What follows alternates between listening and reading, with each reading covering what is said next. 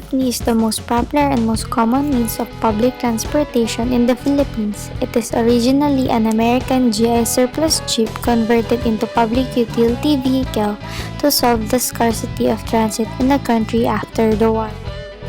Philippine jeepney standard fare has evolved from 4 pesos during 2000 to 8 pesos in today's time.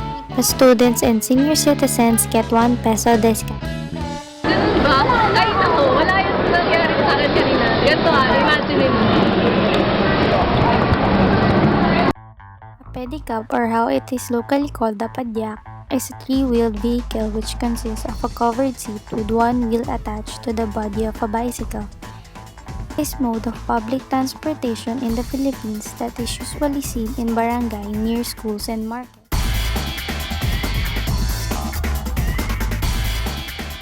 Light rail transit and metro rail transit systems, or what we normally call as LRT and MRT, are one of the most common means of public transportation that students and employees are using. This means of transportation is for people who wants to avoid the traffic because they are in a rush. But this is also one of the most crowded and jam-packed transportation in the Philippines, especially during rush hours. Tapos sumakay ako ng bus. Buses in the Philippines are usually used by commuters who take long-distance routes from urban to rural areas, but it can also be an option to commuters who take mid-distance routes inside Metro Manila. Tapos ganito pa yung nangyari sa akin. Metered and non-metered taxi cabs, which is more known as FX, are both means of public transportation that offers higher fare rates compared to other means of public transportation. These vehicles provide air conditioning and convenience that some of commuters prefer. Ay, oh my God, tara na. May wait pa tayo.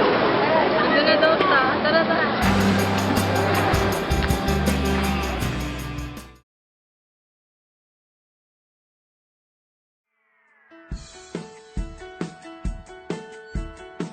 Tip number 1. Ask before you ride. You should first ask the driver as to where is the route of the jeep. Tip number 2. Be polite. Don't snub other passengers if they ask you to pass their fare. Tip number 3. Big bill is a no-no. Always carry a small change because unlike any other transportation, jeepneys doesn't have change for a large amount of bills. Tip number 4. Don't try to impress. Owning an expensive phone nowadays is already a common thing, but riding a jeepney and taking these phones out will only cause you trouble. Tip number 5. Say para po. Don't be shy. It is a normal thing to say para po in jeepneys. Number 1. Have an agreement. Before riding the pedicab, you must already know where you want to go, and with this, you have to ask how much it's worth to avoid misunderstanding. Number 2. Prepare your coins. Pedicab drivers provide low fares, so giving a large amount of bills will be very inconvenient for the both of you. Number 3. Secure your things. There are some pedicab drivers who doesn't follow traffic rules and eventually take the wrong route. So to avoid personal things falling off the pedicab, you might want to secure them. Number 4. Safety check. Pedicab in reality is not the safest option when you are carrying something precious like a baby or something fragile like a big vase with you. If the distance is not that far, you can just take a walk or best, take the... Number 5. Check if it's registered. In order to know that it's not a modus or a gang you're riding, be sure to check if it is registered in the barangay. Tip number 1. Know the route of the bus. Before riding a bus, ask a guard, a bus driver, or a conductor near the station where the bus will pass to know if it's the right bus to ride. Tip number 2. Never sit at the end of the bus. Sit near in front of the bus, preferably on the driver's side. Sitting at the end might cause you trouble because that is where crimes usually happen and also give you a hard time getting off the bus.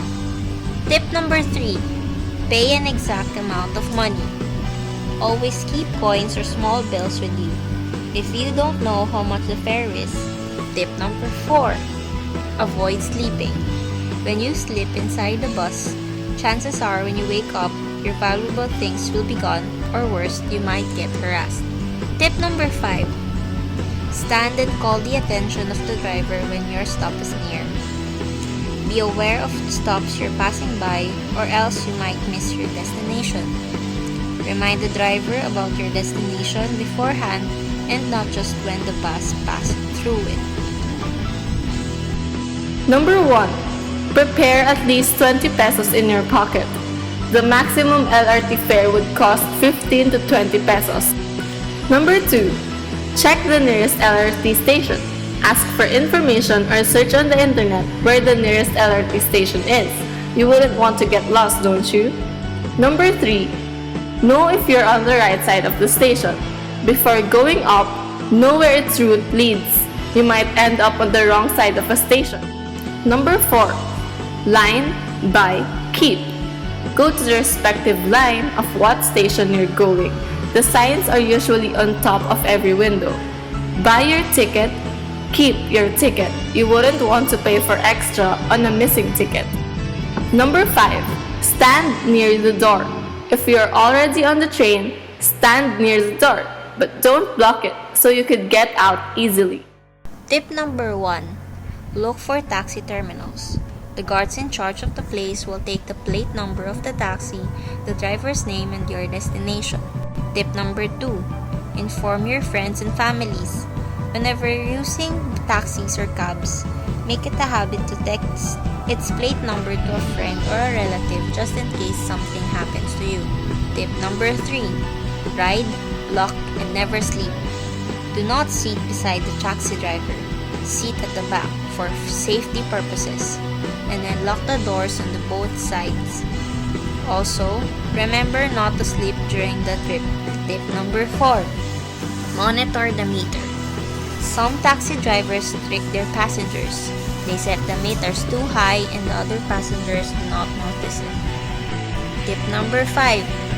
Mind your valuables. Check all your valuables before getting off the taxi cab.